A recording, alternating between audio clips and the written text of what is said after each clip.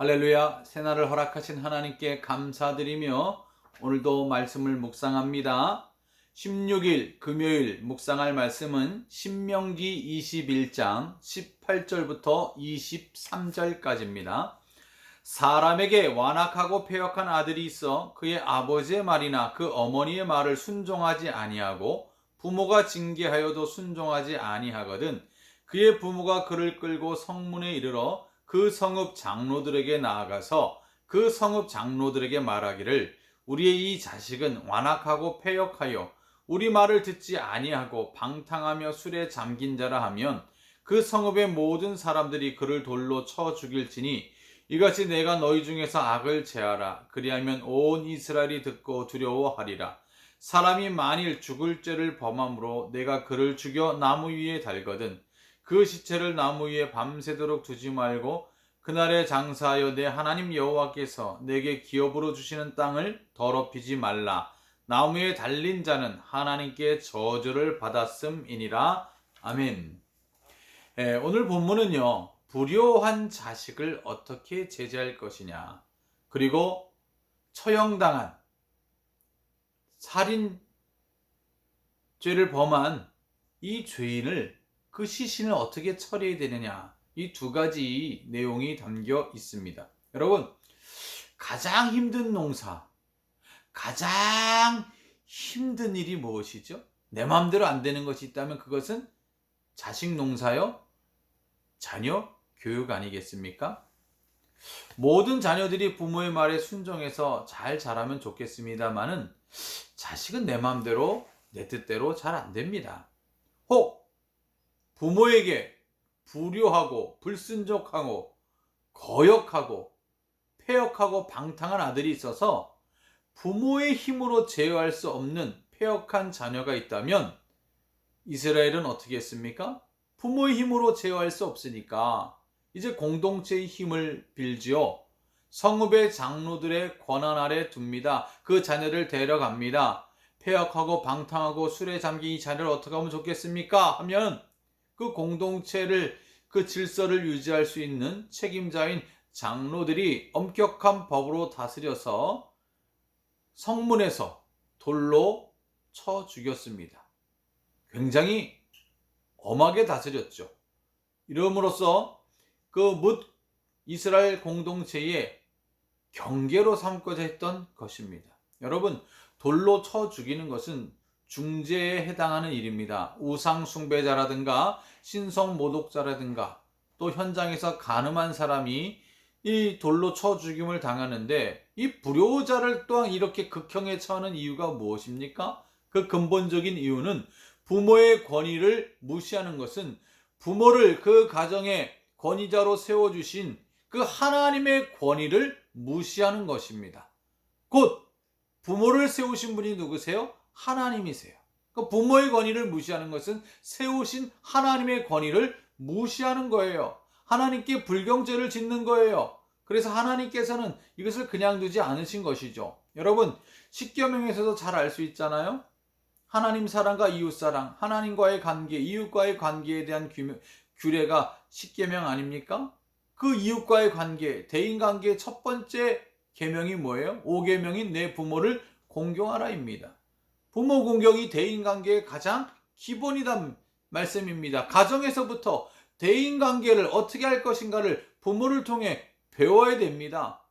그렇게 배우지 못하고 불경하게 살아가는 자는 하나님께서 엄격하게 다스리도록 하셨던 것입니다.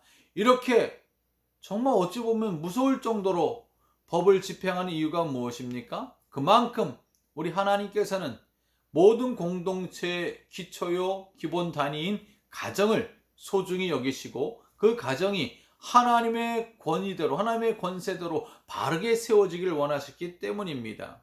이 불효자식 제재법이 우리에게 주는 교훈은 분명합니다. 여러분, 부모가 자녀를 어떻게 사랑합니까? 전적으로 사랑하죠. 희생적 사랑으로 그를 잘 품지 않습니까? 그 자녀 양육에 최선을 다하지 않습니까? 그렇게 책임있게 부모가 자녀에게 대하듯이 자녀도 책임이 있습니다. 부모에게 순종하고 부모의 권위를 인정하고 이 부모님이 하나님께 주신 권위로 세워졌음을 인정하고 공경하고 부모의 말에 순종하는 것이 그 가정을 바로 세우는 또 자녀의 마땅한 일입니다. 따라서 부모의 권위를 무시하고 가정의 위계의 질서를 파괴하는 행위는 곧 하나님이 세우신 질서를 파괴하는 행위다라는 것을 부모도 자녀도 분명히 기억해야 하는 것이고, 이 가정에서 시작되는 죄를 하나님은 사소하게 여기지 말고 가정에서부터 철저히 죄와 악과 방탕한 것을 엄히 다스려서 그 공동체가 건강한 공동체로 바로 세워지는 것을 하나님은 원하셨던 것입니다. 그래서 성읍의 모든 사람이 보는 데서 돌로 쳐 죽이는 것은 다시는 다른 가정에서도 이런 일이 벌어지지 않도록 말하자면 일종의 샘플이 된 것이죠. 사랑하는 성도 여러분, 여러분의 가정이 하나님이 기뻐하시는 아름답고 복된 가정으로 든든히 세워질 수 있길 바랍니다. 또 한 가지 보시면 사형 죄를 당한 죄인의 시체를 어떻게 처리해야 되느냐? 예?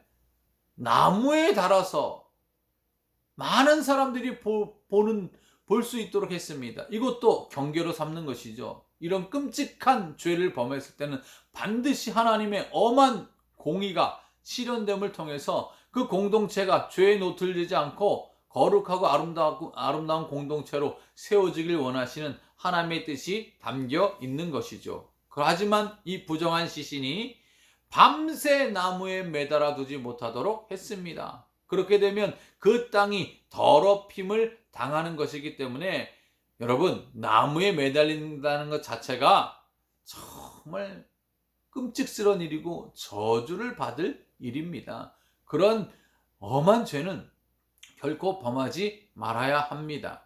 그렇다고 해서 그 시체를 밤새도록 매달아 놔가지고 이 공동체가 그 거룩한 땅이 죄인의 피로 물들지 않도록 하나님이 밤새도록 두지 말라 권면하셨습니다. 여러분, 이 23절 하반절에 나무에 달린 자는 하나님께 저주를 받았음이니라.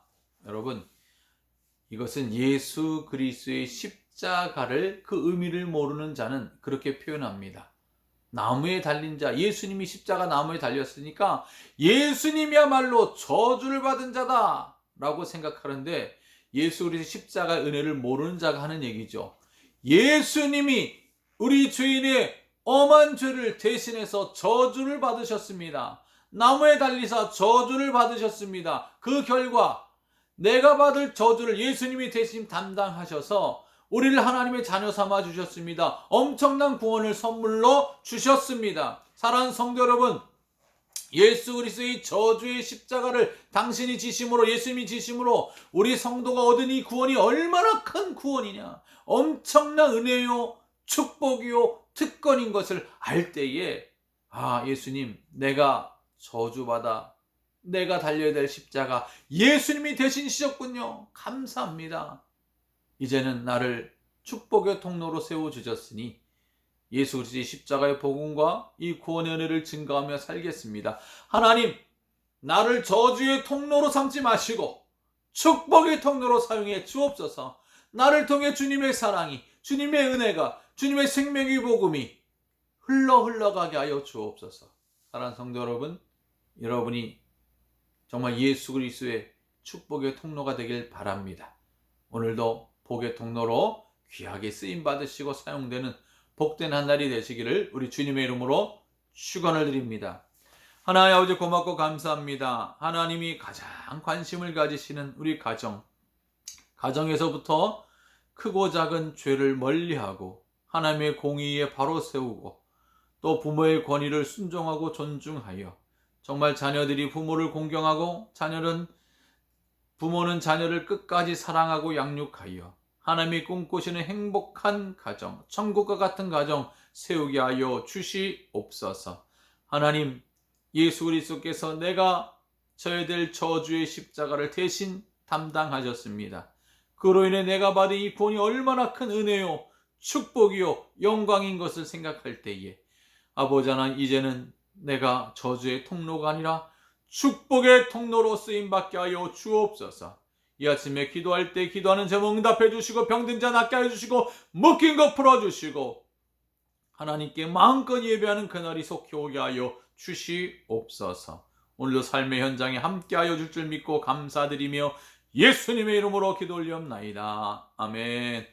할렐루야. 사랑하고 축복합니다.